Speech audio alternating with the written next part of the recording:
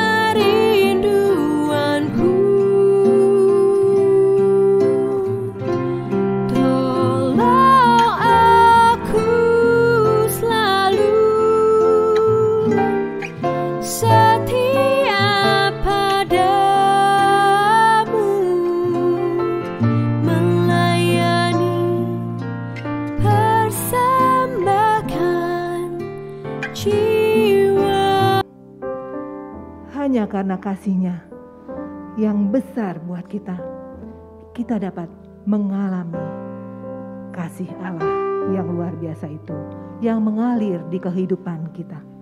Ya, kasih dari surga. Kasih dari surga memenuhi tempat ini. Kasih dari Bapa surgawi, kasih dari Yesus mengalir di hatiku, membuat damai di hidupku.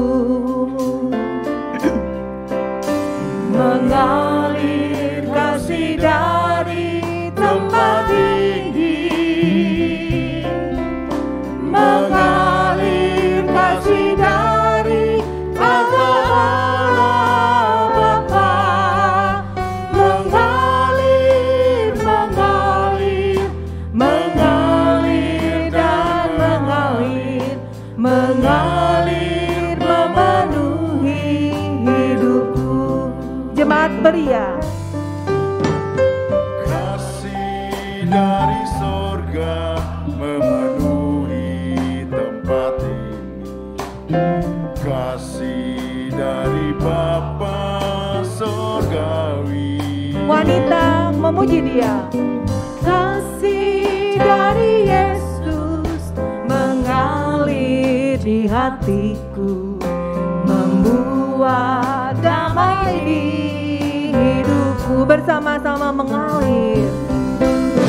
Mengalir kasih dari tempat tinggi. Mengalir, mengalir kasih dari Allah Bapa. Mengalir, mengalir, mengalir dan mengalir, mengalir memenuhi hidupku. Mengalir, mengalir kasih dari tempat tinggi. Mengalir kasih, mengalir kasih dari Bapa Bapa. Mengalir, mengalir, mengalir dan mengalir, mengalir memenuhi hidupku. Mengalir memenuhi hidupku. Mengalir, mengalir memenuhi hidupku.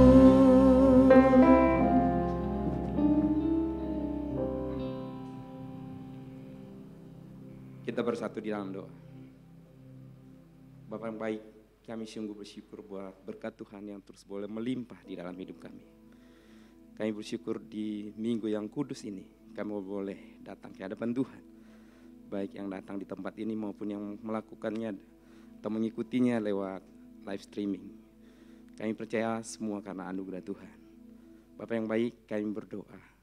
Kiranya Tuhan berkenan memberkati ibadah ini dari awal hingga akhirnya. Boleh berjalan sesuai dengan kehendak-Mu. Berkenanlah memberkati setiap yang bertugas, baik pemusik, baik WL, singer, assergritos, dan semua yang terlibat di dalamnya. Terlebih hamba-Mu Pendeta Gelen Marpau yang akan menyampaikan kebenaran firman Tuhan. Kiranya Tuhan berkenan memberkatinya, memberikan hikmat dan pengertian yang daripada-Mu, sehingga setiap perkataannya berkenan dan hanya untuk hormat dan kemuliaan bagi nama-Mu. Bapak yang baik, terima kasih untuk semua hal yang boleh Tuhan kerjakan atas kami. Dan kami juga sungguh sadar bahwa kami semua adalah orang berdosa yang tidak layak dan yang tidak pantas datang ke hadapan Tuhan.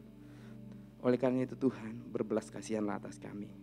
Jangan biarkan kami binasa, melainkan kiranya Tuhan berkenan mengampuni setiap dosa dan kesalahan kami, supaya kami layak di hadapan Tuhan. Terpujilah Engkau Bapa, di dalam nama Yesus kami berdoa dan mengucap syukur. Amin. Silakan duduk jemaat yang dikasih Tuhan.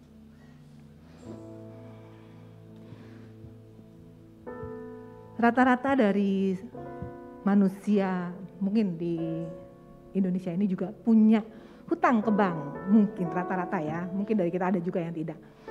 Betapa kalau kita tidak membayar hutang itu ke bank, maka bunganya akan mengikat terus dan naik dan akan jumlahnya akan mencekik kita. Dan misalnya ada satu orang yang bersedia, saya yang membayar hutang kamu lunas. Pasti kita bersorak gembira ya, aduh terima kasih banyak hutang saya dibayar. Nah ada satu sosok yang mau datang untuk menebus dosa dan kesalahan kita.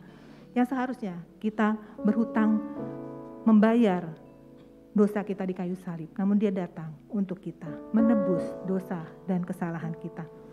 Seharusnya kitalah yang disalibkan. Oleh karena itu kita berhutang kepada Tuhan. Bagaimana kita membayar? Ya, dengan memuji Dia, dengan bersuka cita dan memuji Dia dengan sikap hidup kita. Mari kita memuji Tuhan. Datang ke hadirat Tuhan. Mari saudara bangkit berdiri. Sapa kanan kiri depan belakang, katakan Tuhan menebusmu dengan lunas. Selamat pagi, selamat beribadah. Juga yang ada di rumah, selamat beribadah. Mari kita memuji Dia. Datang ke hadirat Tuhan. Datang ke hadirat Tuhan dengan hati yang penuh sukacita. Datang ke hadirat Tuhan dengan senyum dan muka yang gembira. Tanggalkan beban dan kesedihan yang ada di dalam hatimu. Kenakan jubah pujian. Kenakan jubah pujian. Mari sambut Dia. Dia sang raja. Dan Gunung-gunung pun bersorak-sorai memuji Dia. dan pohon-pohon bertepuk tangan. Pohon-pohon pun bertepuk tangan memuji Dia. Sekalian kita di sini bagaimana? Sekalian kita di sini berkumpul dan memuji Dia. Karena Yesus Tuhan Raja, Dialah yang bertata di atas. pujian. Jemaat saja, jemaat saja.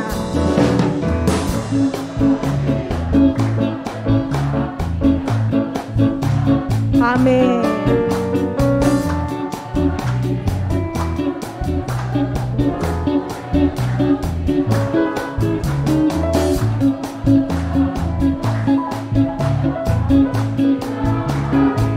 Mari kenakan jubah pujian. Bersama-sama dan gunung-gunung pun bersorak-sorai memuji Dia. Dan pohon-pohon pun bertepuk tangan memuji Dia. Sekalian kita di sini, Sekalian kita di sini berkumpul dan memuji Dia.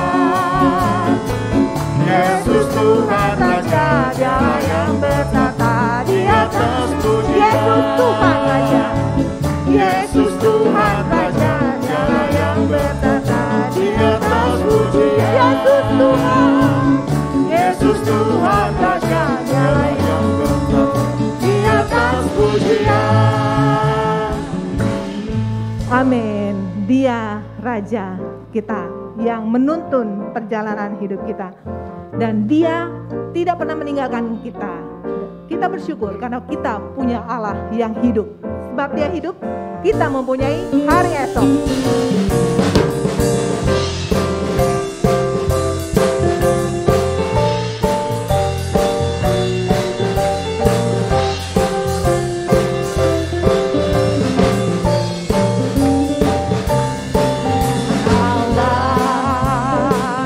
Yesus Menyembuhkan kita, menyucikan. Bahkan Dia sudah mati, menebus kita di salib. tebus dosaku, kubur kosong membuktikan Dia hidup. Sebab Dia hidup, Dia hidup, ada hari esok. Sebab Dia hidup, aku tak gentar. tak gentar, karena ku tahu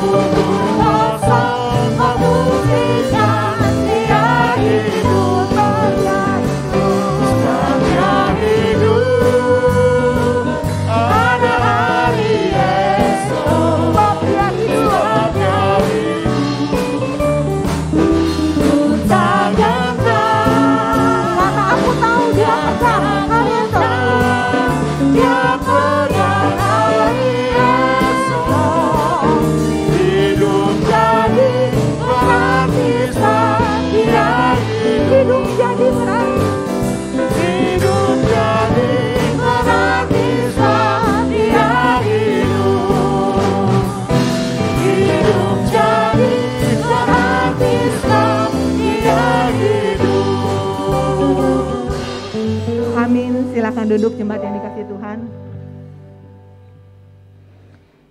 Kita akan mendengarkan firman Tuhan dengan tema Kepala Pasukan Memuliakan Allah yang akan dibawakan oleh Pendeta Galen Marpaung. Mari kita mempersiapkan hati kita, minta Tuhan lembutkan agar kita dibentuk seturut dengan firman-Nya. Bapa, lembutkanlah hatiku.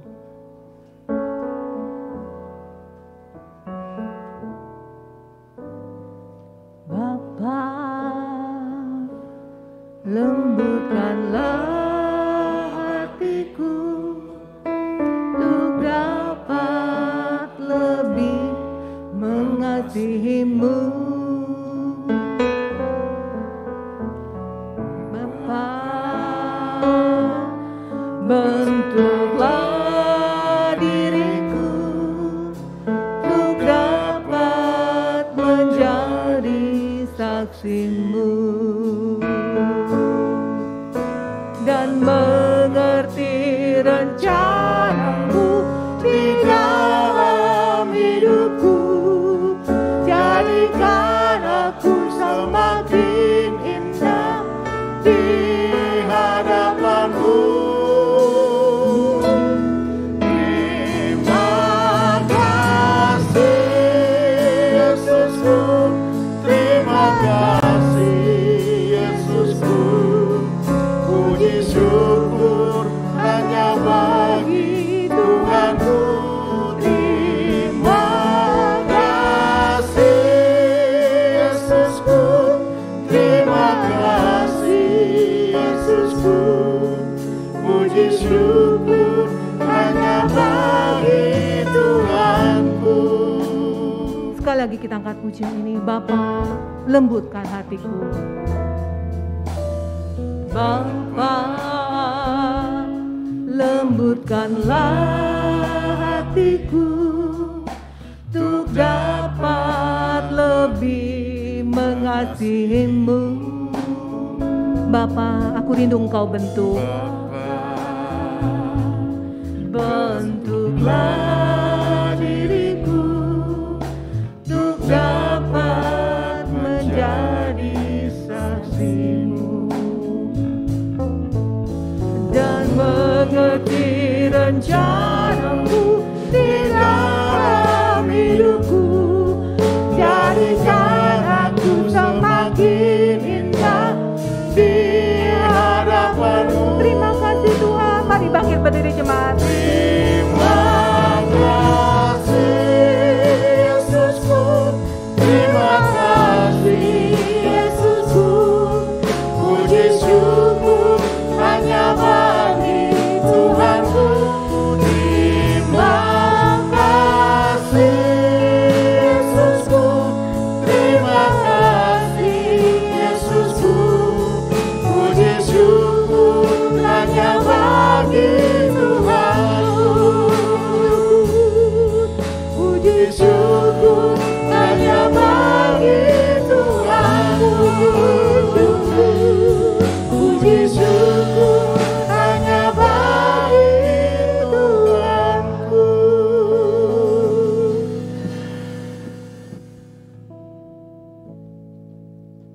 Kita satukan hati kita, mari kita berdoa. Bapa, kami sungguh bersyukur kalau kami masih diberikan kesempatan untuk berhimpun di rumah-Mu yang kudus, untuk memuji Tuhan, untuk berbakti kepada Tuhan, beribadah kepada Dikau. Dan tibalah saatnya bagi kami Tuhan untuk disapa, dilawat oleh kebenaran firman. Biarlah firman-Mu yang terus mengoreksi kehidupan kami dan menjadi pedoman, menjadi tuntunan bagi kami untuk menjalani kehidupan keseharian kami. Pakai hamba-Mu Tuhan di dalam keterbatasannya, di dalam persiapannya untuk menyampaikan isi hati Tuhan, sehingga kami beroleh kebenaran dan kami disegarkan oleh kebenaran firman-Mu. Berbicaralah ya Allah, karena kami sudah siap untuk mendengarkan. Di dalam nama Tuhan Yesus Kristus, penebus dan juru selamat kami yang hidup, kami berdoa, kami bersyukur. Amin. Silakan duduk.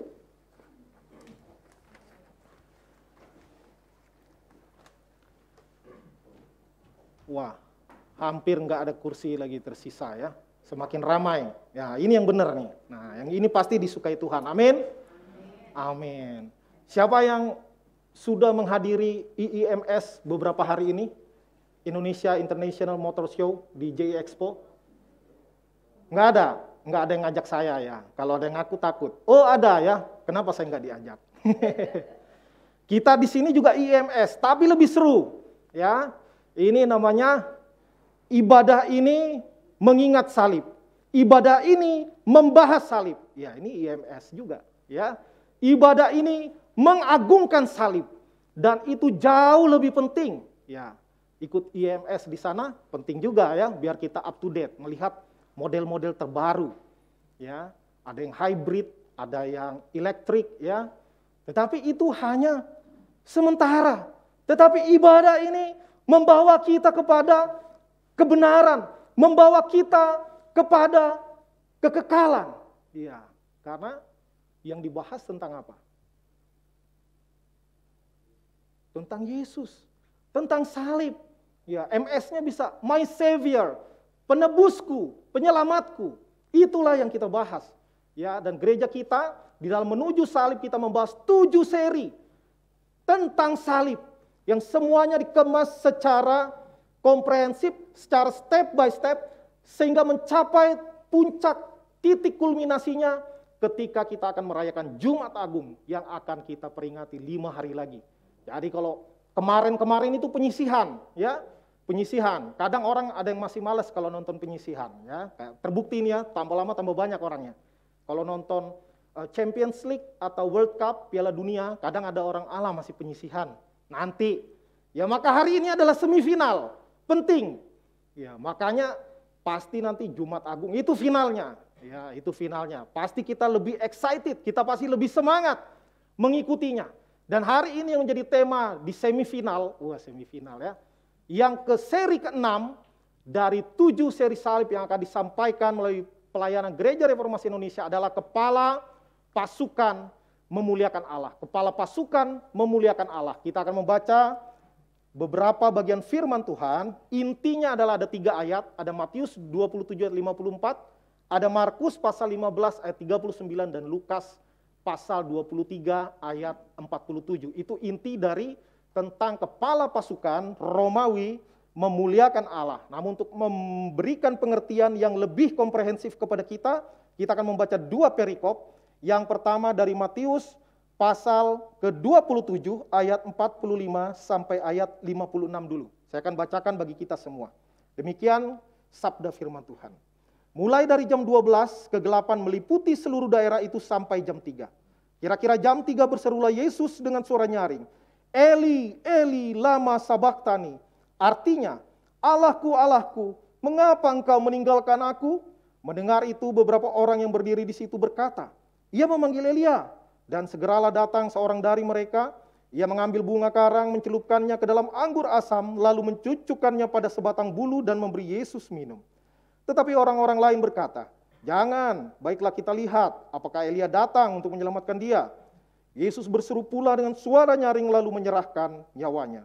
Dan lihatlah, tabir bait suci terbelah 2 dari atas sampai ke bawah, dan terjadilah gempa bumi, dan bukit-bukit batu terbelah, dan kuburan-kuburan terbuka, dan banyak orang kudus yang telah meninggal bangkit.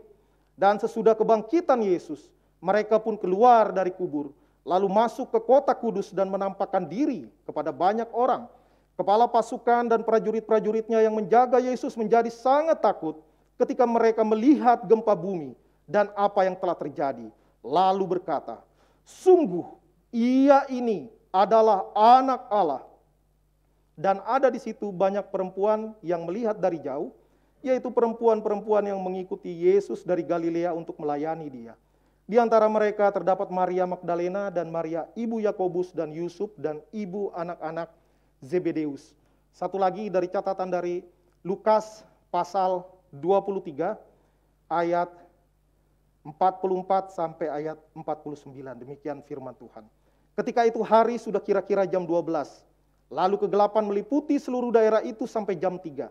Sebab matahari tidak bersinar dan tabir bait suci terbelah 2. Lalu Yesus berseru dengan suara nyaring, "Ya Bapa, ke dalam tangan-Mu kuserahkan nyawaku." Dan sesudah berkata demikian, ia menyerahkan nyawanya. Ketika kepala pasukan melihat apa yang terjadi, ia memuliakan Allah, katanya, "Sungguh orang ini adalah orang benar." Dan sesudah seluruh orang banyak yang datang berkerumun di situ untuk tontonan itu, melihat apa yang terjadi itu, pulanglah mereka sambil memukul-mukul diri.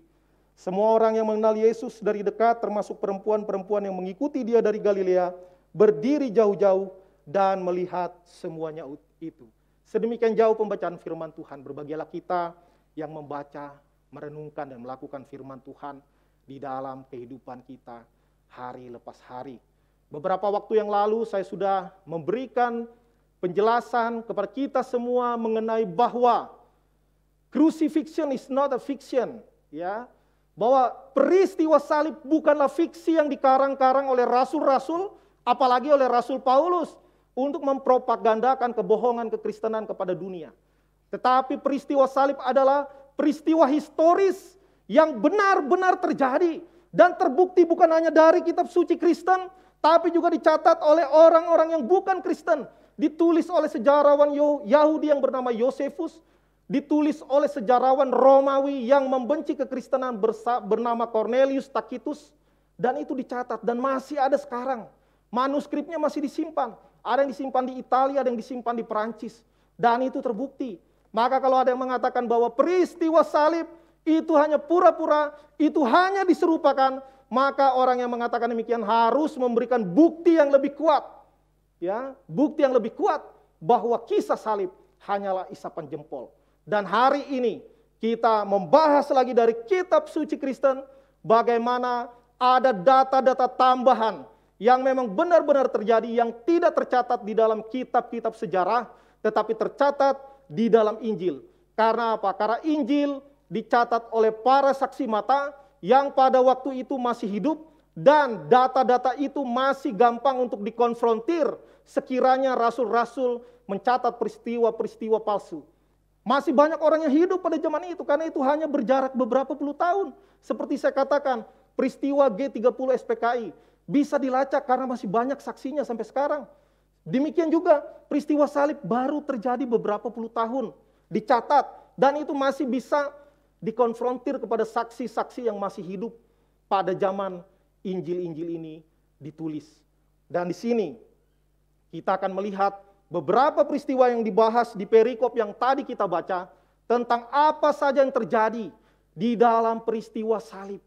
Ya, ada banyak peristiwa-peristiwa bahkan mujizat-mujizat yang terjadi ketika Yesus mati. Ya, maka bukan hanya ketika dia hidup, ketika dia melakukan mujizat-mujizat, ketika dia melayani ada mujizat. Bahkan ketika Yesus mati menyerahkan dirinya di kayu salib pun mujizat terjadi. Ini adalah tanda-tanda yang besar dan belum pernah terjadi dan tidak akan pernah terjadi lagi. Karena anak Allah hanya tunggal. Ya, dialah anak Allah yang tunggal, the only begotten son. Kalau kita anak-anak Allah, tapi statusnya beda. Yesus adalah anak kandung Allah, putra tunggal Allah, bukan berarti lebih rendah daripada Bapa, tetapi dia sehakikat dengan Bapa. Sebagaimana saya seorang manusia punya anak manusia, maka Bapa dan anak sama-sama manusia. Demikian juga sebagaimana Bapa adalah Allah, maka anak Allah adalah Allah yang mengambil rupa seorang manusia. Nuzul menjadi manusia dan hidup di antara kita. Dan Yesus bukan manusia jadi-jadian. Di Cafe Bekasi beberapa hari lalu dibahas. Ya, bagaimana ada 3 di surga katanya, ada Bapa, ada Anak, dan ada Roh Kudus memberikan kesaksian, dan semuanya memberikan kesaksian tentang Anak Allah. Ya, dan di sini juga kita akan membahas bagaimana ketika Anak Allah itu disalibkan, ketika Anak Allah itu dibunuh. Ya, jadi tidak ada penyaliban tapi enggak mati ya, tidak ada penyaliban tapi tidak mati. Penyaliban itu adalah metode hukuman mati dan pasti dicek lagi apakah sudah mati atau belum. Kalau belum mati ya dimatikan, namanya aja hukuman mati. Ya, penyaliban itu hukuman mati, bukan disalibkan ya. Kalau mati mati, kalau enggak ada itu lolos tidak mati ketika disalib. Ya, karena itu adalah metode hukuman mati dengan cara salib. Kalau orang Yahudi, metode hukuman mati dengan cara dirajam, dilempari batu. Kalau orang Romawi, metode salibnya adalah melalui hukuman salib. Nah, kita akan melihat apa yang terjadi di dalam peristiwa salib. Yang ingin saya tekankan adalah ketika menghadapi peristiwa salib, ketika Yesus mengerjakan karya keselamatan dengan tuntas di atas kayu salib, maka tidak bisa tidak kita harus meresponinya. Apa yang menjadi respon kita, mungkin kita bilang terserah kita. Saya berhak untuk percaya, untuk tidak percaya. Tapi yang pasti, Anda harus mengambil respon terhadap apa yang telah dikerjakan oleh Kristus. Bukan hanya manusia yang memberikan respons, bahkan alam pun ketika Sang Pencipta itu masuk ke dalam dunia ciptaan dan dia disalibkan, maka alam pun memberi respon.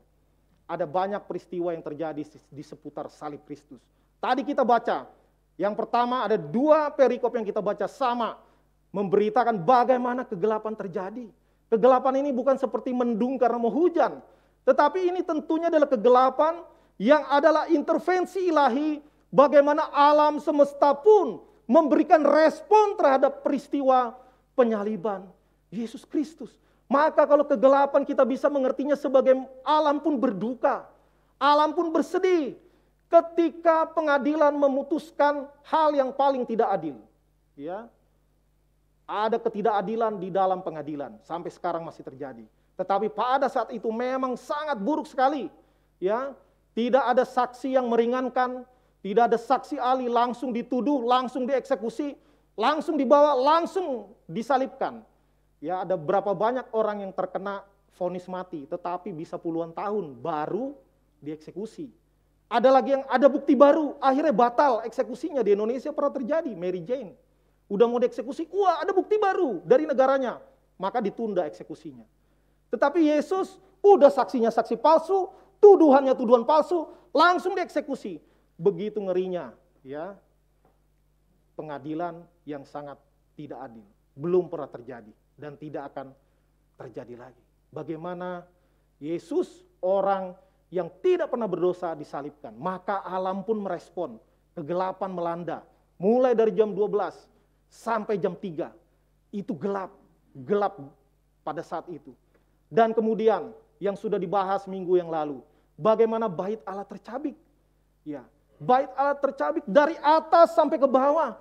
Ini menunjukkan bahwa itu bukan terjadi karena tirai itu sudah usang. Karena bahan-bahan untuk bait Allah pasti yang terbaik. Dan kalau tercabiknya dari atas sampai ke bawah, itu menunjukkan bahwa Tuhan sendiri yang melakukannya. Bagaimana dari atas itu dicabik, dikoyakkan. Di Alkitab pakai istilah terbelah. Ya, saya kadang mikir, kok pakai terbelah ya? Mana bisa kain terbelah? Kain itu tercabik, sobek, robek. Orang Batak bilang ribak, ya, maribak. Itu ini tirainya. Tetapi kata terbelah saya mengertinya, kalau sobek itu bisa cuma dikit, itu sobek. Ya robek juga bisa setengah. Tapi kalau terbelah itu pasti tuntas dari atas sampai bawah. Pasti terbelah benar-benar. Ya, tidak ada yang nyambung lagi. Yang menyimbolkan bagaimana manusia bisa datang langsung menghadap kepada Allah, tidak melalui perantaran imam. Ya. Dan sebaliknya, di sisi lainnya menunjukkan bahwa Tuhan tidak lagi tinggal hanya di tempat tertentu. Karena sebenarnya memang kita setuju secara teologis bahwa Tuhan itu adalah Tuhan yang maha hadir. The omnipresence of God. Tuhan itu maha hadir. Jangan pikir Tuhan hanya hadir di dalam gedung ibadah. Kalau di luar sudah nggak ada Tuhan. Tidak. Kemanapun kita pergi, Tuhan itu ada. Itulah makna teologis dari bait Allah. Tirainya terbelah atau tercabik menjadi 2 bagian. Lalu teks yang kita baca tadi di dalam Matius mengatakan bahwa bumi terguncang. Terjadi gempa pada saat itu. Ini bukan gempa biasa, gempa tektonik yang sering dialami. Ini adalah intervensi ilahi terhadap alam ciptaan. Maka bumi pun bergejolak. Ya, saya yakin ini bukan fenomena gempa biasa. Memang Israel bisa terjadi gempa. Tahun 2020 lalu Israel diguncang gempa. Ya, Ya, itu gempa tektonik karena ada lempeng benua, ada lempeng Eurasia atau Eurasia bacanya. Ya itulah. Ya. Eurasia, ada lempengnya. Indonesia lebih serem. Ya, negara kita sambungan dari 3 lempeng. Lempeng Eurasia, lempeng Filipina, lempeng Australia. Maka banyak bagian dari Indonesia ini yang sangat rawan gempa. Ya, mulai dari pesisir selatan Sumatera ke pesisir selatan Jawa, naik ke Ambon, ke dekat Papua, lalu naik ke Sulawesi, ke lempeng Filipina. Dan negara kita sangat rawan gempa. Tapi itu gempa yang alamiah. Ya, gempa yang alamiah. Nah, karena itu bagus kalau ibu kota dipindah ya, karena Jakarta ini termasuk rawan. Kalimantan satu-satunya pulau yang tidak rawan gempa kalau secara alamiah. Ya. Tetapi gempa yang terjadi di Yerusalem pada saat itu adalah gempa sebagai respon alam terhadap penyaliban Yesus Kristus. Adakah kematian seorang manusia, termasuk seorang manusia yang begitu agung, termasuk pendiri-pendiri agama yang kematiannya terjadi sedemikian rupa, di mana langit menjadi gelap, tirai bait Allah menjadi tersobek, tersibak, lalu bumi bergoncang, terjadi gempa. Ya, ketika Yesus mati, tidak ada, hanya Yesus sendiri. Kemudian apa lagi? Dikatakan orang mati dibangkitkan. Ya, karena itu tidak salah ketika Rasul Paulus mencatat bahwa dia adalah yang sulung, dia yang pertama dibangkitkan. Maka setelah Yesus, orang-orang mati yang dibangkitkan itu baru bangkit setelah Yesus bangkit.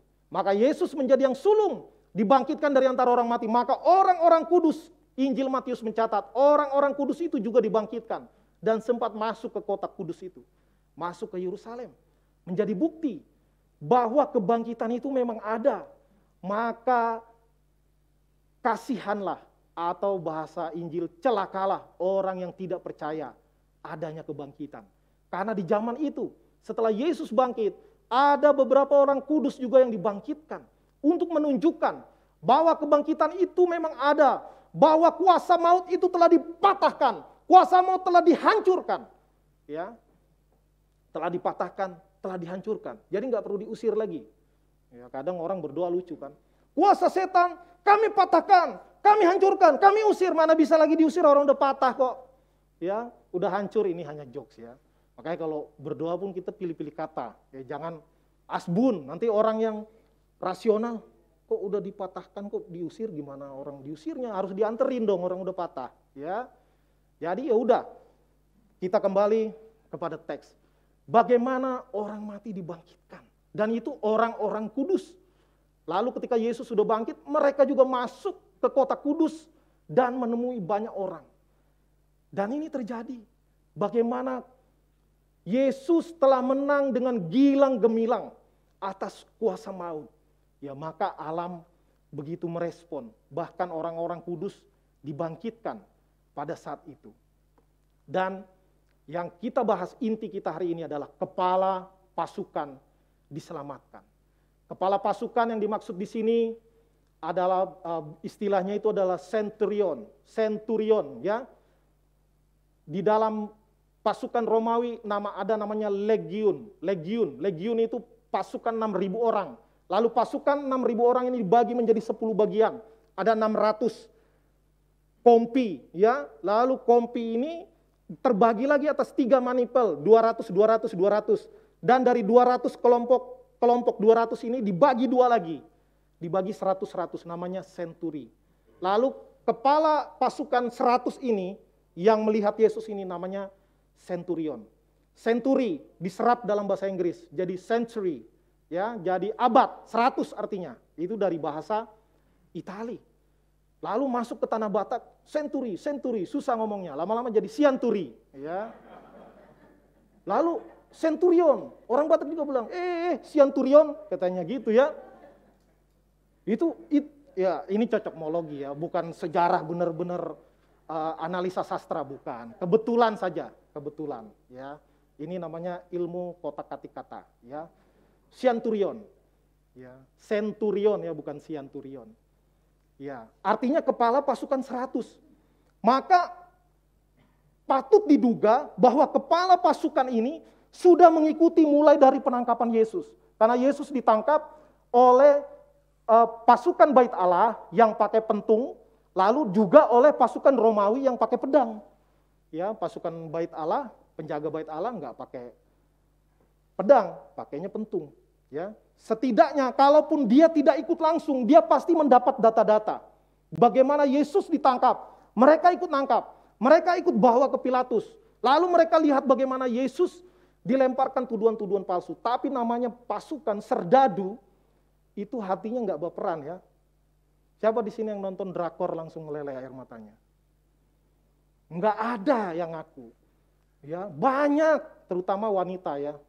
Tapi ada yang bilang, emang wanita doang, saya juga meneteskan air mata. Ada cowok yang gitu ya. Itu karena perasaannya lembut, berarti nggak cocok jadi militer. Ya, cocoknya jadi pendeta. Wah, cuman saya belum pernah nonton film Korea yang sekarang ya. Dulu pernah tentang kisah penjual roti itu dulu sekitar 12 tahun lalu saya pernah nonton. Habis itu nggak lagi nonton.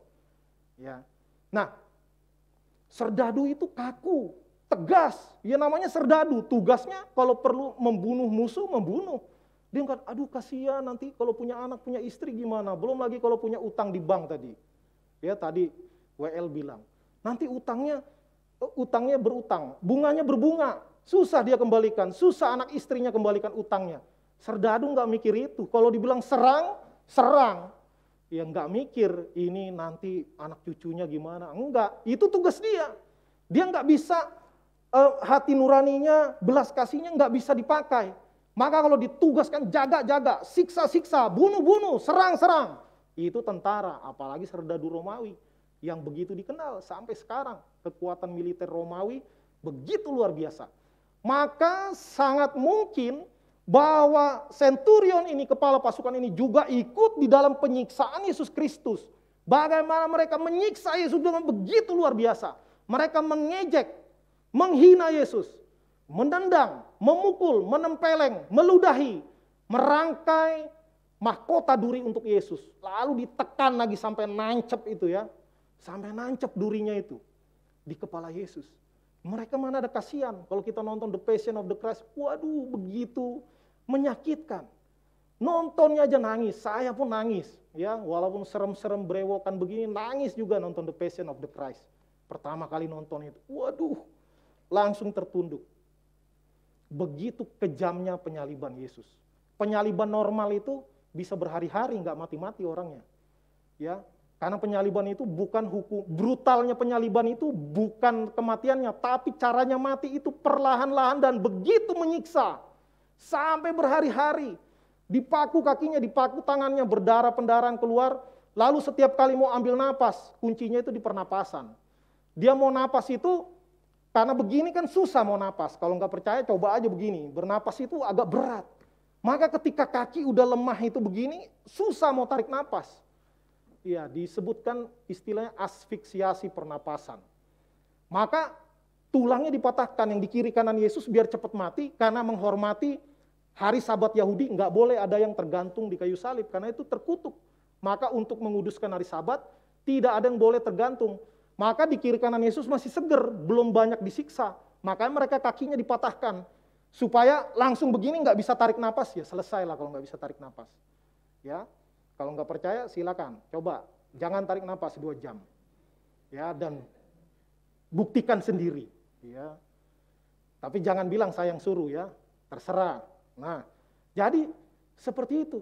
Bagaimana mereka ikut serta di dalam penyiksaan Yesus Kristus. Sampai mencambuk Yesus, memikul salib, jatuh, bangun katanya. Bangun, bawa lagi. Ya, sampai naik ke kayu salib. Mereka melihat semua, termasuk centurion kepala pasukan ini. Mereka melihat bagaimana Yesus sebenarnya tidak bersalah. Ya. Dan saya yakin mereka sudah berulang-ulang melakukan eksekusi mati dalam bentuk penyaliban. Ya, dan pada zaman itu belum ada HAM, ya.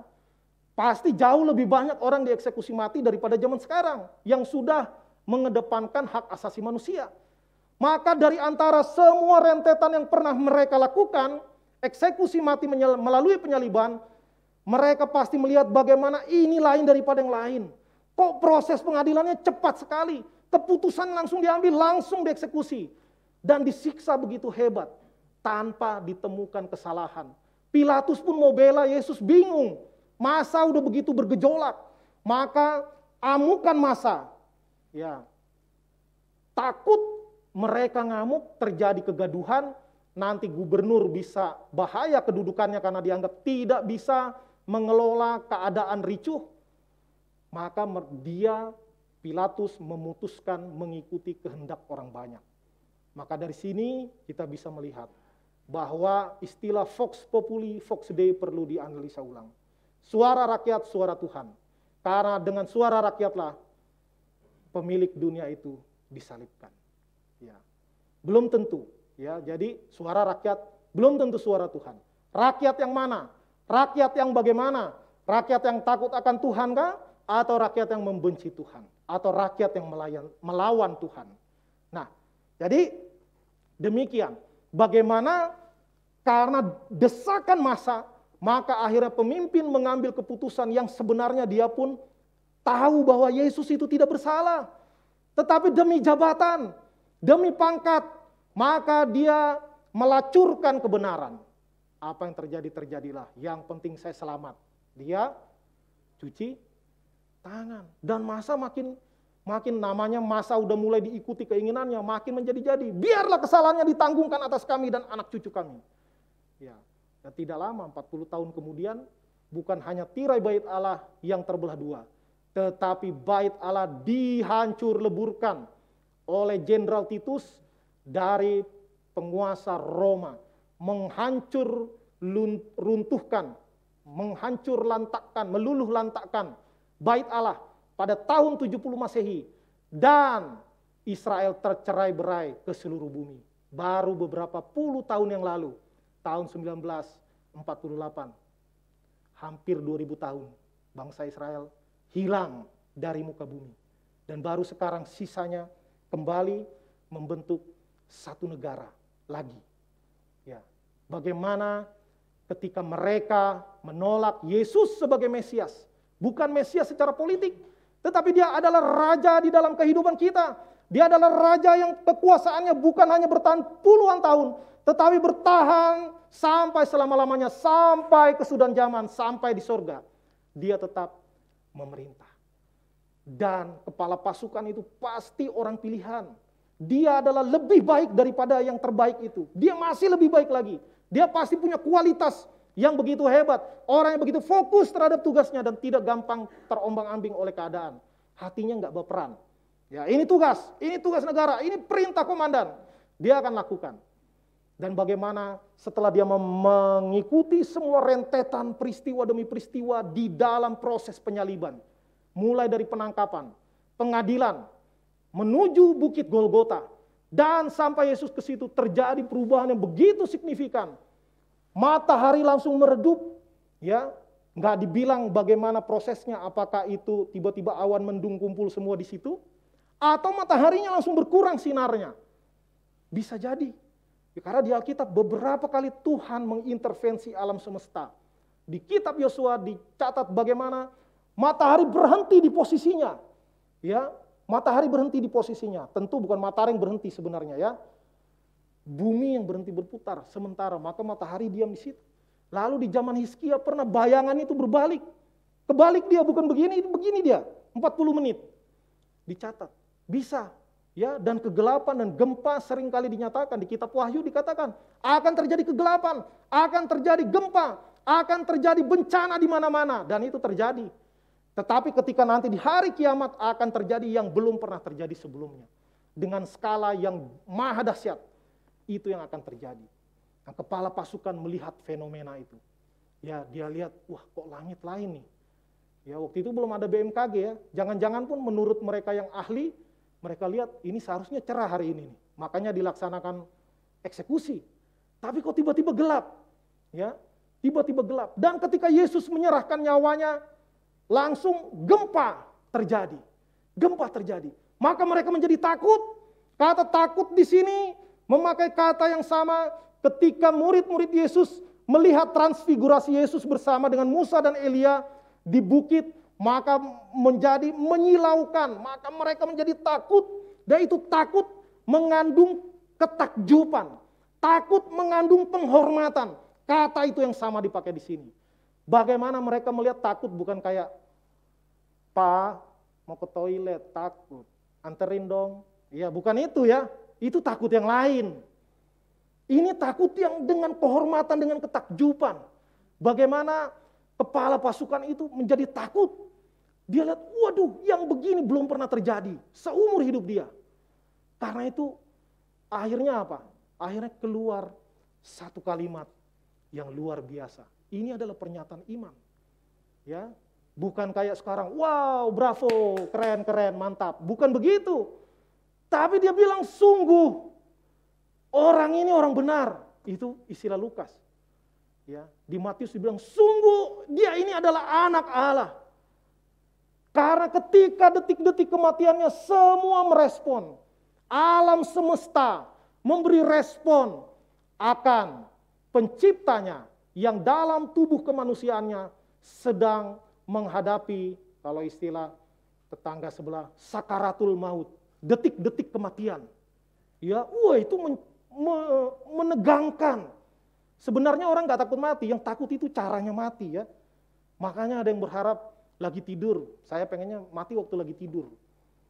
Atau mati lagi khotbah, biar keren, dramatis gitu kan. Tapi ada yang matinya lama dan menyakitkan. Waduh, itu yang capek ya. Mending mati tiba-tiba aja. Ya.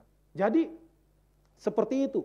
Dan Centurion ini, kepala pasukan ini, menyatakan imannya. Sungguh orang ini adalah anak Allah. Ya, dia berkuasa. Semua merespon, langit merespon, bumi merespon, matahari merespon. Bait Allah terbelah. Waktu itu mereka nggak tahu ya. Kalau udah ada WA waktu itu pasti langsung viral. Wih, bait Allah kejadian semua loh. Di sana juga ada kejadian. Mereka tahu beberapa waktu setelahnya di tempat yang berbeda-beda. Mungkin gempanya kena semua. Tetapi tirai bait Allah nggak mungkin terjadi di Golgota karena bait Allahnya di kota. Ya, jadi seperti itu. Itu adalah pengakuan imannya. Maka orang yang pertama diselamatkan setelah Yesus mati adalah kepala pasukan. Dia bukan orang Kristen. Dia bukan rasul. Dia bukan murid Yesus. Tetapi ketika melihat tanda-tanda ini, maka dia langsung percaya. Dia langsung percaya. Nah, bagaimana respon orang-orang lain? Di Lukas tadi mencatat, banyak orang yang hadir di peristiwa penyaliban itu. Mereka kembali dengan memukul-mukul dada. Ini bukan gini kayak film apa ya, King Kong. Wah, itu mah lain ya, itu King Kong. Barang siapa yang gini membanggakan diri, berarti Anda yang mengatakannya ya. Ini lambang penyesalan, ya. Cara waktu itu ada yang dengan menabur dengan abu, ya, mengkoyakkan jubah. Lalu ada yang sujud sampai ke tanah, mukanya menghadap ke tanah. Dan menempel dengan tanah. Dan ini cara mereka memukul-mukul dada, mereka nyesal. Ini kita salah ini. Kita teriak salibkan dia, kita memastikan dia mati, kita ikut ke Golgota karena mau lihat penjahat ini yang mengaku dirinya sebagai anak Allah, biar mati dia. Begitu detik kematian, begitu menakutkan, begitu mengagungkan, mencekam. Mereka tahu kita salah. Apa yang kita perbuat? Mereka menyesal. Ya, nggak semuanya. Tentu para Sanhedrin, ahli-ahli Taurat, imam-imam kepala berhasil. Yes, sukses bro katanya. Salaman mereka. Mungkin ada yang begini juga kayak kita sini ya. Tos, berhasil. Tetapi orang yang dipilih oleh Tuhan, dia akan menyesali dosanya. Dia akan merespon dengan benar. Dan bukan hanya penyesalan. Ya. Respon yang benar atas salib Kristus harus ada penyesalan. Harus ada penyesalan. Maka ketika kita mengingat akan peristiwa Jumat Agung, tubuh yang tercabik-cabik, darah yang dicurahkan, harus membawa kita kepada penyesalan dosa. Jangan anggap enteng, jangan anggap sepi karya Allah, karena kita nggak mampu melalui salib, nggak mampu. Maka Tuhan bilang berat, biar aku saja, katanya gitu ya. Jangan, berat, biar aku saja. Ya Tuhan pikul itu, bukan disalibnya yang sakit. Ya sakit sih itu, tapi banyak orang yang disalibkan. Sekarang nyoba-nyoba mau experiencing crucifixion di Filipina. Enggak mati, ya langsung dikasih obat sembuh lagi. Tapi dosa yang ditanggung, dosa dunia, dosa orang-orang pilihan yang ditanggung oleh Yesus itu yang berat. Dan tidak mungkin kita tanggung. Ya, maka kita ketika melihat salib Kristus enggak boleh bangga, enggak boleh belagu. Ya, kita bilang harusnya saya yang disalib, tapi Tuhan menggantikan saya. Harus ada penyesalan terus, biarpun pendeta juga harus menyesal. Jangan merasa bangga, nggak bisa. Melayani Tuhan itu pun harus dengan ketundukan, harus dengan ketakutan, seperti yang tadi kepala pasukan. Ya. Dan juga harus dengan pertobatan. Ada banyak orang menyesal tapi tidak bertobat. Yudas Iskariot dia menyesal telah menjual Yesus. Gila nih gara-gara 30 keping perak doang. Saya kerja juga lama-lama bisa dapat 30 keping perak. Nyesel dia mau dia pulangin nih. Duit kalian, saya nih udah jadi pengkhianat. Ya kata mereka salah sendiri. Ya, dia menyesal tapi dia tidak bertobat. Harusnya dia berubah, bukan dia mengambil keputusan. Saya bersalah maka saya menghukum mati diri saya sendiri. Sebagai bentuk kejantanan saya menebus kesalahan. Salah. Ya. Kalau orang salah itu bertobat, datang kepada Tuhan. Datang kepada Tuhan. Jangan hakimi diri kita sendiri. Tuhan yang berhak menghakimi kita. Maka harus bertobat. Bertobat itu benar-benar menyesali dan meninggalkan. Ya, menanggalkan, lalu meninggalkan. Lalu menanggulkan. Ya, saya sempat bahas di PO. Menanggulkan bikin tanggul, biar jangan gampang berdosa lagi. Kalau kita lemah di dalam hal uang, jangan coba-coba jadi bendahara. Jauhi. Kalau kita pernah jatuh dalam dosa seksual, jangan coba-coba deket sama dunia-dunia begitu.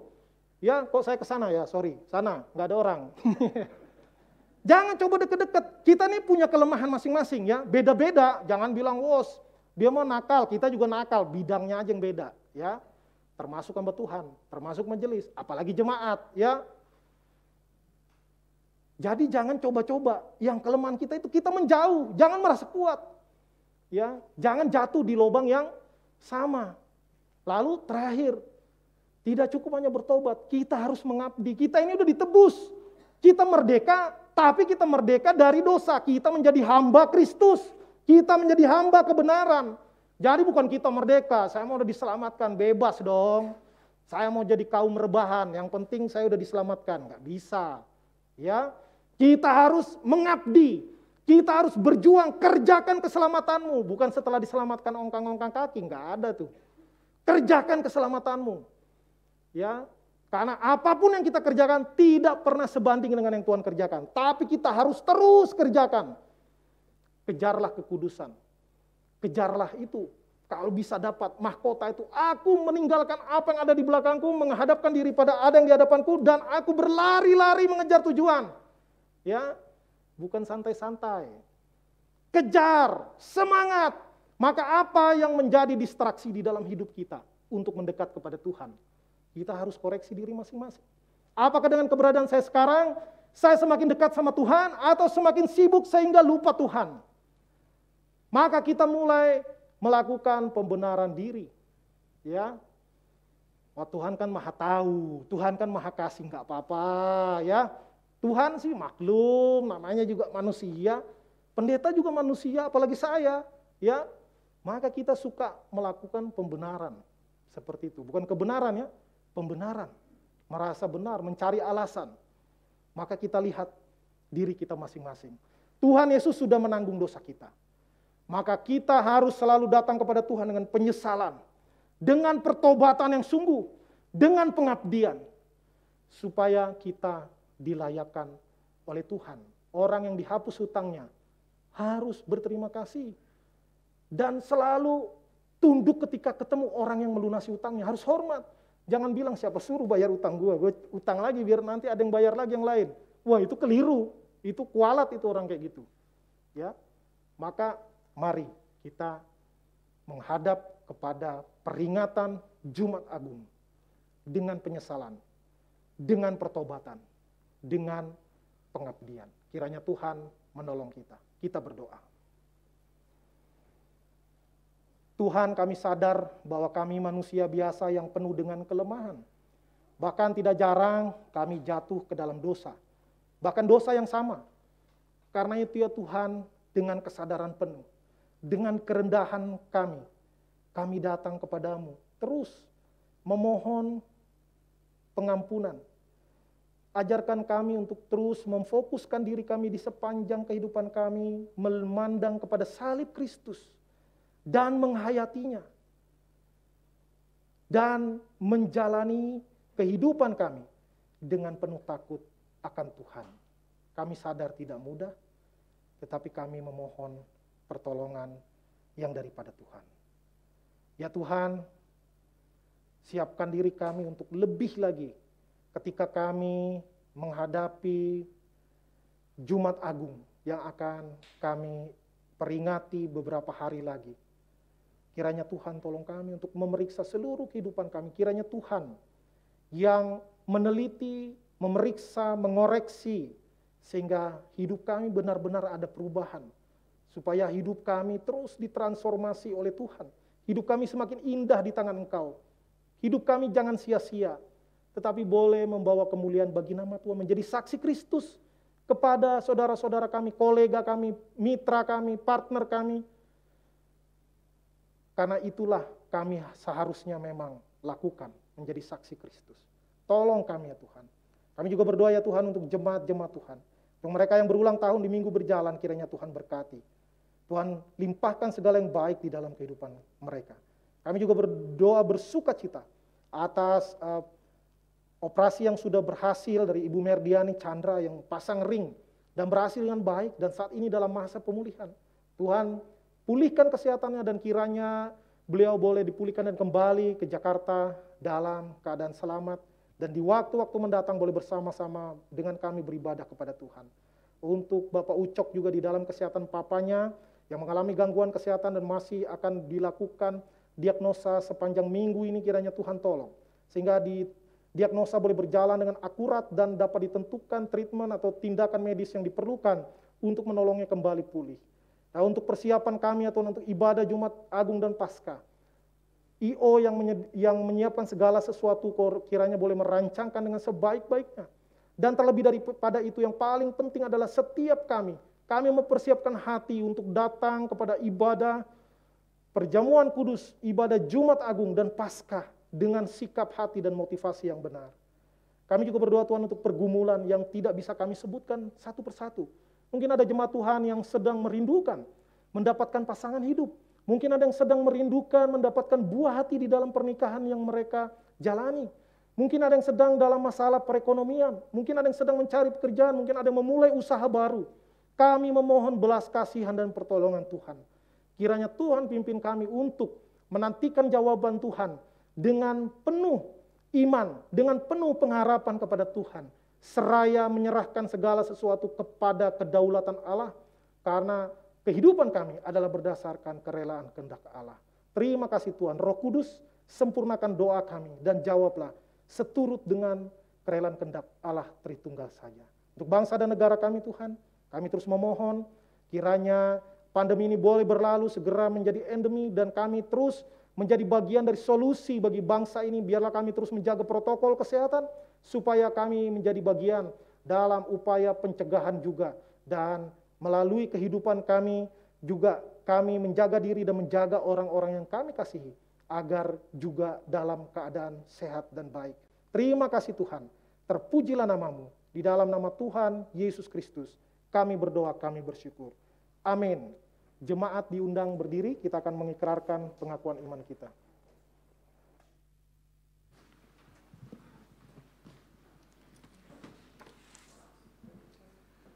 Bersama gereja di segala abad dan tempat, marilah kita mengikrarkan pengakuan iman rasuli sebagai berikut. Aku percaya kepada Allah, Bapa yang Maha Kuasa, Halik langit dan bumi, dan kepada Yesus Kristus, Anak yang tunggal Tuhan kita, yang dikandung dari Roh Kudus, lahir dari anak darah Maria, yang merintah sesara di bawah pemerintahan Pontius Pilatus, disalibkan, mati dan dikuburkan, turun ke dalam kerajaan maut. Pada hari yang ketiga, bangkit pula dari antara orang mati, naik ke surga, duduk sebelah kanan Allah, Bapa yang Maha Kuasa. dan dari sana ia akan datang untuk menghakimi orang hidup dan yang mati. Aku percaya kepada Roh Kudus, gereja yang kudus dan persekutuan orang kudus, pengampunan dosa, kebangkitan orang mati, dan hidup yang kekal. Amin. Jemaat mohon duduk kembali.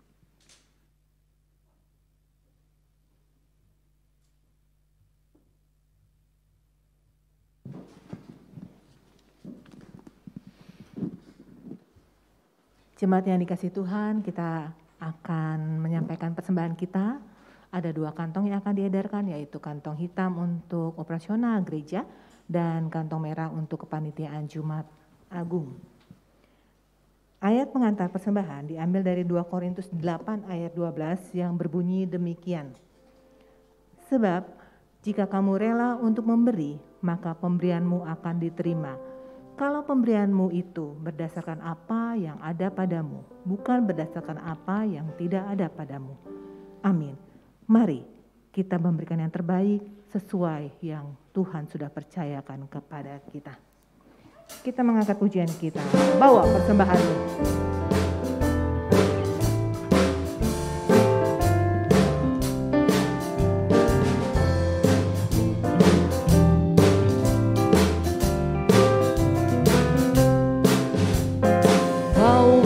Persembahanmu dalam rumah Tuhan dengan rela hatimu, janganlah jemu. Bawa persembahanmu, bawa dengan suka. Bawa persembahanmu, tanda sukacitamu. Bawa persembahanmu, ucaplah syukur. Nama Tuhan padamu tidak tertandingi oleh apa saja pun dalam dunia. Kasih dan karunia sudah kau terima. Bawa persembahanmu, tanda sukacitamu. Bawa persembahanmu, ucaplah syukur. Persembahkan dirimu untuk Tuhan pakai, agar kerajaannya makin nyata. Damai dan sejahtera diberikan Tuhan. Bawa persembahanmu, tanda sukacitamu. Bawa persembahanmu, ucaplah persembahanmu. Mari kita berdiri. Bawa persembahanmu, tanda sukacitamu. Bawa persembahanmu, ucaplah syukur. Mari kita satu di dalam doa. Segala puji dan syukur kami naikkan kepadamu Tuhan, untuk segala kebaikan-Mu yang boleh kami rasakan dalam hidup kami. Bersyukur jikalau Tuhan boleh kembali memberikan kesempatan bagi kami untuk datang memuji memuliakan nama Tuhan, bahkan belajar kebenaran firman-Mu. Terlebih ya Tuhan, pada kesempatan ini kami boleh diberikan kesempatan untuk mengembalikan setiap berkat yang telah Tuhan berikan dalam hidup kami melalui persembahan yang ada. Kiranya Tuhan Engkau memberkati persembahan ini, dan setiap anak-anak-Mu yang diberikan kepercayaan untuk mengelola persembahan ini, anugerahkan hikmat bijaksana bagi mereka. Terpujilah nama Tuhan, inilah doa dan ucapan syukur kami yang kami naikkan melalui anak-Mu Yesus Kristus yang telah mengajar kami berdoa demikian. Bapa kami yang di surga, dikuduskanlah nama-Mu. Datanglah kerajaan-Mu, jadilah kehendak-Mu di bumi seperti di surga. Berikanlah kami pada hari ini makanan kami yang secukupnya, dan ampunilah kami akan kesalahan kami, seperti kami juga mengampuni orang bersalah kepada kami. Dan janganlah membawa kami ke dalam pencobaan, tetapi lepaskanlah kami daripada yang jahat, karena Engkau yang punya kerajaan dan kuasa dan kemuliaan sampai selama-lamanya. Amin. Jemaat tetap berdiri.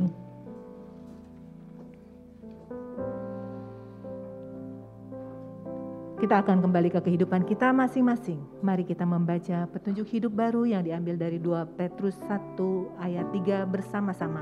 1, 2, 3. Karena kuasa ilahinya telah menganugerahkan kepada kita segala sesuatu yang berguna untuk hidup yang saleh oleh pengenalan akan Dia, yang telah memanggil kita oleh kuasa-Nya yang mulia dan ajaib. Amin. Mari berusaha terus mengenal Dia, sosok yang telah berkorban untuk kita, melalui kehidupan saat teduh kita secara pribadi, melalui persekutuan yang saling membangun. Kita angkat pujian kita, pengorbananmu sempurna.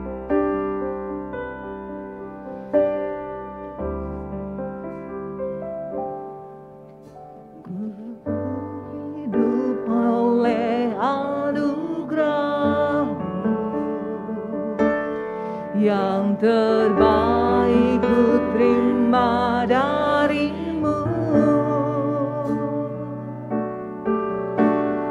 rancanganmu indah bagiku,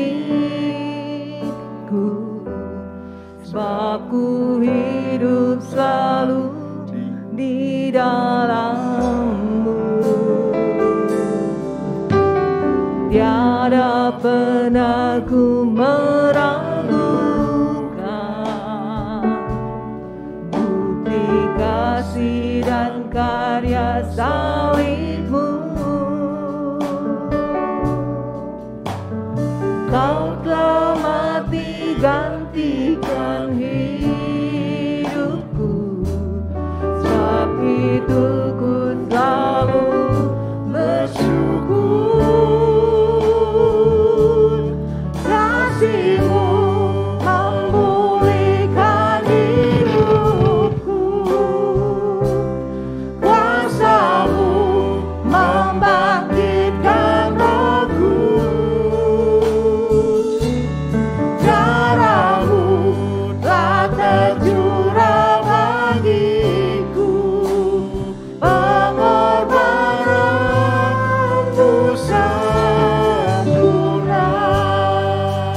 Jemaat wanita menyanyikan pujian ini.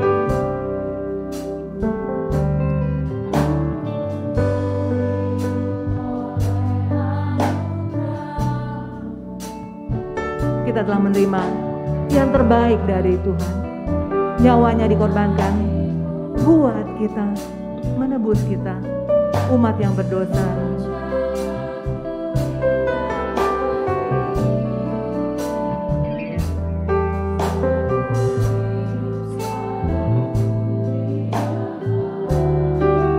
Jemaat beria, tiada pernah aku meragukan kasih-Mu. Engkau telah membuktikannya di kayu salib. Kasih dan karya salib-Mu, Kau telah mati gantikan hidupku, sebab itu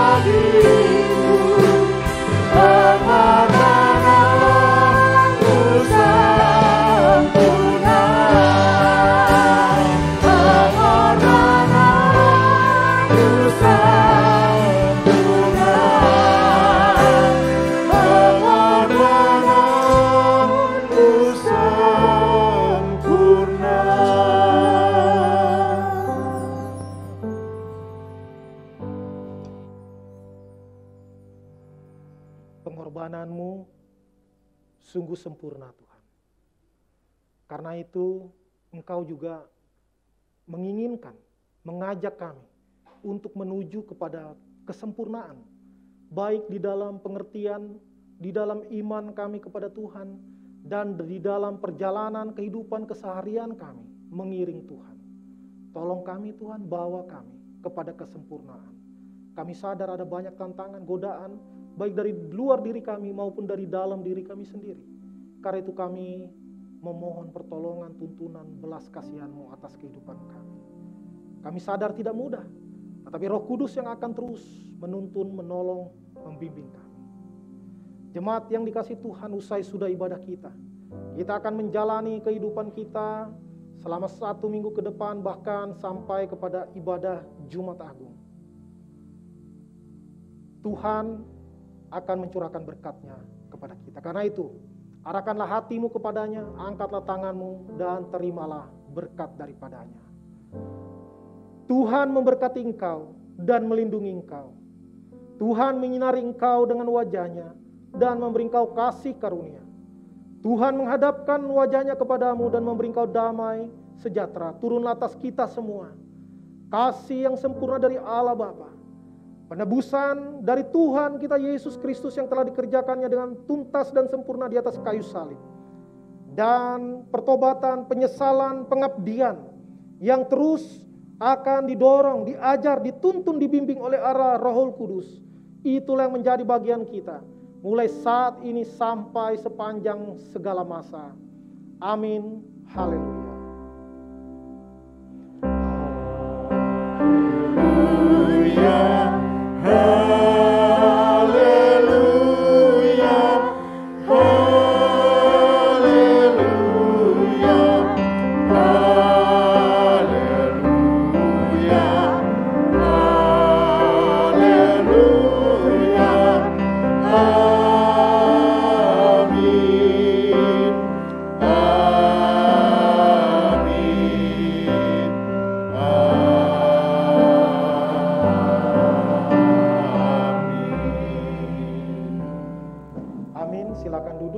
Teduh secara pribadi.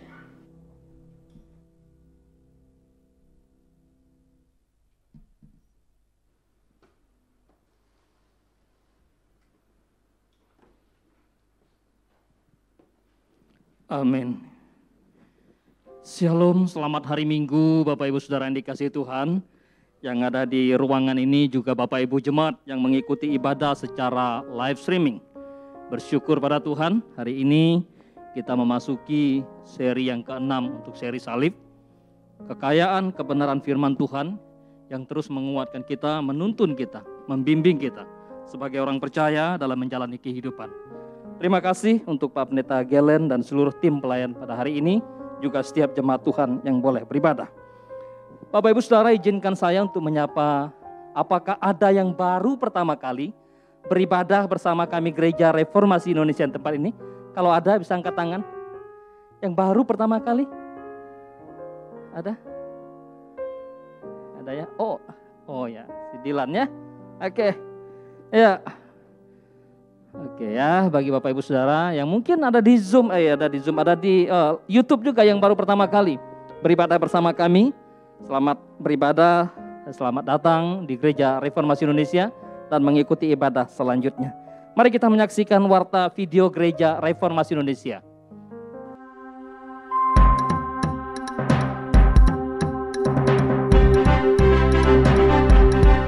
Gereja Reformasi Indonesia, misioner dan kritis, melayani, menjawab dan memenuhi kebutuhan umat di segala abad. Shalom, selamat hari Minggu bersama saya Lina, hadir menyampaikan warta sepekan Gereja Reformasi Indonesia.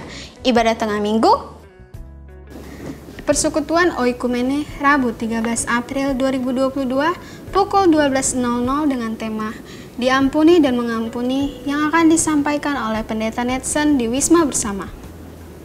Antioquia Ladies Fellowship, Kamis 14 April 2022, pukul 11.00 ditiadakan. Jumat Agung, Jumat 15 April 2022 dengan tema 7 keajaiban dalam penyaliban Kristus, kematiannya memberi kehidupan, yang akan disampaikan oleh Pendeta Gelen Marpaung di Hope Academy. Persekutuan doa pagi, Sabtu 16 April 2022, pukul 5.30 yang akan disampaikan oleh Bapak Leo Jemi via Zoom. Antioquia Youth Fellowship, Sabtu 16 April 2022, pukul 16.00 ditiadakan. Ibadah minggu depan, Sekolah Minggu, Minggu 17 April 2022, pukul 10.00 bergabung dengan Paskah Umum. Ibadah Paskah, Minggu 17 April 2022, pukul 10.00 dengan tema Damai Sejahtera Bagi Kamu yang akan disampaikan oleh Pendeta Edward Hanok di Wisma Bersama. Kami nantikan kehadiran jemaat dalam setiap ibadah sepanjang minggu ini. Dan info lainnya yang perlu jemaat ketahui,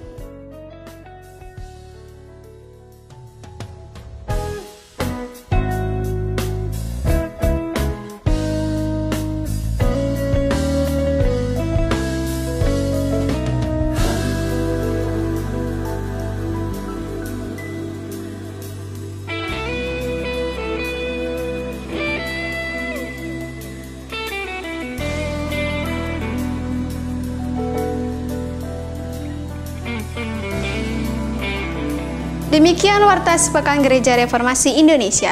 Dari kita, oleh kita, untuk kemuliaan nama Tuhan Yesus Kristus, Kepala Gereja. Tuhan Yesus memberkati dan salam sejahtera.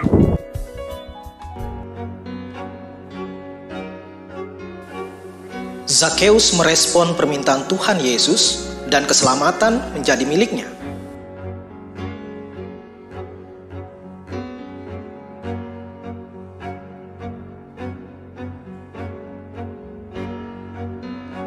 Pemilik keledai muda diam saat murid Yesus memberitahu bahwa keledainya mau dipakai Tuhan. Berikan yang Tuhan minta, karena semua itu miliknya.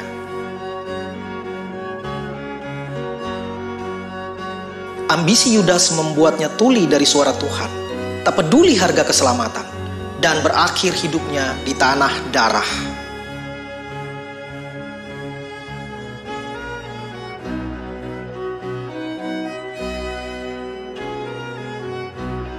Hindari motivasi keliru saat menghampiri Tuhan.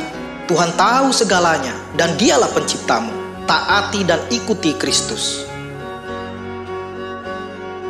Penderitaan terberat, hukuman terhina, kematian yang menjadi tontonan. Iblis pongah merasa menang, padahal kepala ular sedang diremukkan oleh anak manusia.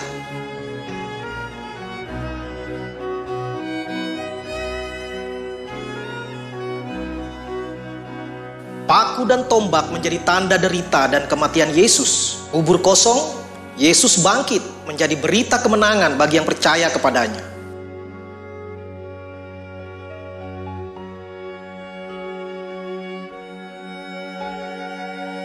Kabar palsu kematian kebangkitan Yesus dan kabar baik yang membawa kepada keselamatan ditolak manusia yang akan binasa.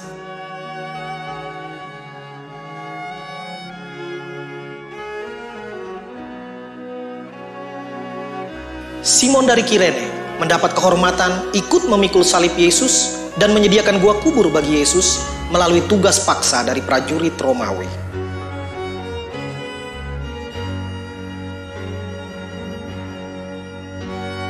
Bukan seberapa banyak, tapi seberapa tulus kau berikan bagi Tuhan dari hidupmu. Itu persembahan sejatimu. Selagi masih ada waktu, persembahkanlah hidupmu baginya.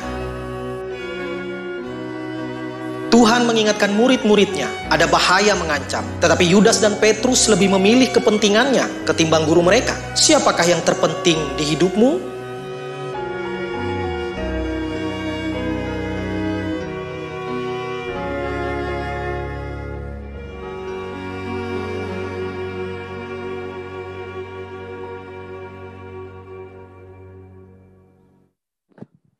Info Gereja Reformasi Indonesia, demikian panitia mungkin atau persekutuan ada yang ingin disampaikan berkenaan dengan Jumat Agung. Oh ya Pak Tony. Juga untuk orang tua, guru-guru sekolah minggu ya, diingatkan untuk tanggal 23 April ada Paskah Sekolah Minggu. Karena itu ikuti informasi-informasi yang disampaikan oleh guru-guru sekolah minggu melalui WhatsApp group yang ada ya. Oke, terima kasih. Silakan Pak Tony, ada info baru. Bapak Ibu sekalian, baik yang ada di gereja maupun yang ada di rumah. Saya kembali mau mengingatkan saja mengenai ibadah Jumat Agung kita pada hari Jumat nanti di St. Maurice, itu di daerah Puri. Mungkin buat bagi Bapak Ibu yang belum tahu tempatnya, akan lebih mudah bila menggunakan Waze atau Google Maps. Karena memang nanti ketika sampai di sana, Hope itu dari jalan raya ada tulisannya agak kecil. Tapi kalau Bapak Ibu mengikuti map baik Google maupun Waze atau yang lainnya, itu akan diarahkan ke gedungnya itu. Dan mengingatkan kembali bahwa jam 4 sore hari Jumat dikhawatirkan macet.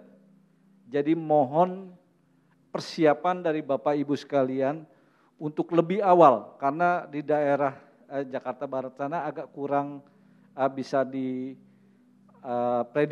ya, macet, kadang-kadang suka macet, kadang-kadang juga memang nggak terlalu macet gitu. Tapi kita jaga yang terjeleknya bahwa kondisinya macet. Untuk itu kembali diingatkan, persiapkan waktunya akan lebih awal lebih baik. Demikian juga kepada orang tua, pada tanggal 23 hari Sabtu, guru-guru sekolah minggu sudah mempersiapkan acara bagi Bapak Ibu yang mau bersama-sama untuk ke Ancol, mereka pasca sekolah minggu bisa hadir di WB atau Salemba ini jam 6:30, karena jam 7 kita sudah mulai berangkat dan acara di sana jam 8. Demikian pengumuman, mohon diperhatikan. Terima kasih, Tuhan Yesus memberkati. Yep. Bisa ditayangkan lagi Jan, yang terakhir itu di Hope.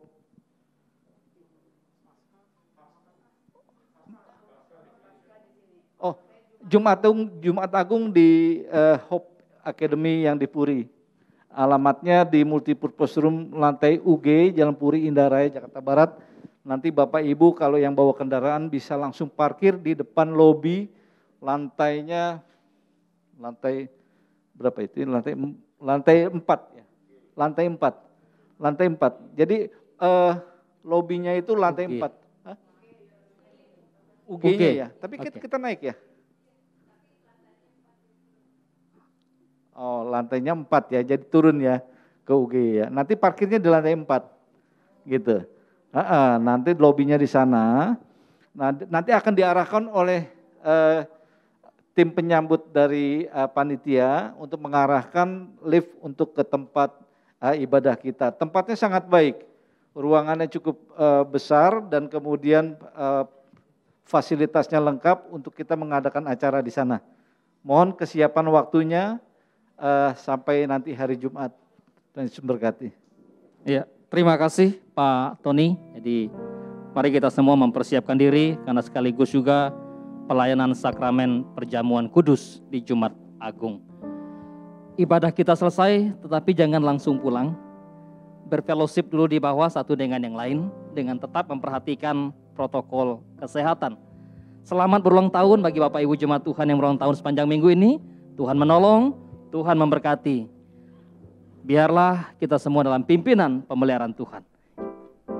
Terima kasih.